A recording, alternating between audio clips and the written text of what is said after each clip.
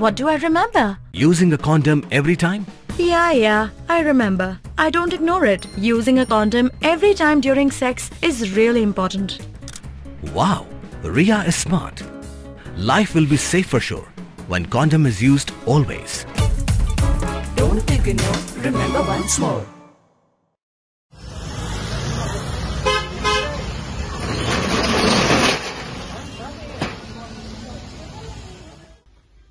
Kakasi Students Union KSU Shlong Mingi Circle Haka Henry Utrik Risau Kalalet Bankang Kerdab Yakowe Kedukan Dawai Kabakerteng Ka Anshu Medical Pharmacy Kabadan Hapulu Halur Ka Jingkeno Bakala Pendan Kam Da Ka Doktor Ayurvedic Kabam dan Lisen Katkom Ka Jingong Jong Ka KSU Kani Ka Doktor Balakdo Ka Day Ka Samla Puli Jong Ka North Eastern Institute of Ayurveda and Homeopathy Nia Kabampat Shimla Yok Satya Yak Lisen Kababiang pura banturikam.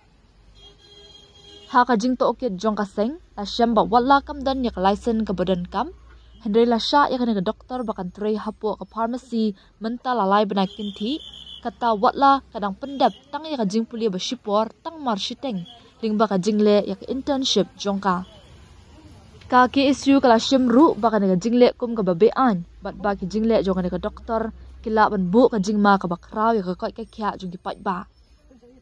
Kaseng kala maham ting ya ka doktor da ka babtha ya ka baka day ban sange shisendan ban le ya ka kam klem da yo ya ka license ka babyang lingba ki bor baday pen utra jong ka pharmacy u anub de ru ula syak pengan ban shim ya ka jingkit kli na maka jingbam penshisha yi kot kisla jong ka doktor shwaban ai kam ya ka KSU kala rai ru ban net ya kendu ki bor baday kmi jong ka niya kumju ya ka tran ka koi kya ka sorkar jela Kinang man penting kena badai ban mi benya ya ki bakum kini jingja kinang makin jia shu hadin habun.